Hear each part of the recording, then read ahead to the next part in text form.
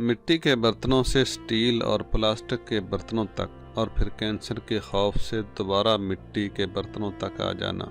انگوٹھا چھاپی سے پڑھ لکھ کر دستخطوں، اور پھر آخرکار انگوٹھا چھاپی پر پھر آ جانا، پھٹے ہوئے سادہ کپڑوں سے صاف ستھرے اور استری شدہ کپڑوں پر، اور پھر فیشن کے نام پر اپنی پینٹیں پھاڑ لینا، زیادہ مشقت والی زندگی سے گھبرا کر پڑھنا لکھنا، اور پھر PhD کر کے واکنگ ٹریک پر پسینے بہانا، قدرتی غذاؤں سے پراسس شدہ کھانوں پر، اور پھر بیماریوں سے بچنے کے لیے دوبارہ قدرتی کھانوں پر آ جانا، پرانی اور سادہ چیزیں استعمال کر کے ناپائیدار برانڈڈ آئٹمز پر، اور پھر آخرکار جی بھر جانے پر اینٹیکس پر اترانا، بچوں کو جراثیم سے ڈرا کر مٹی میں کھیلنے سے روکنا، اور ہوش آنے پر دوبارہ قوت مدافعت بڑھانے کے نام پر مٹی سے کھلانا۔ اس سب کی تشریح اگر سادہ الفاظ میں کی جائے تو وہ یہ بنے گی کہ ٹیکنالوجی نے صرف یہ ثابت کیا ہے کہ مغرب نے تمہیں جو دیا اس سے بہتر وہ تھا جو تمہارے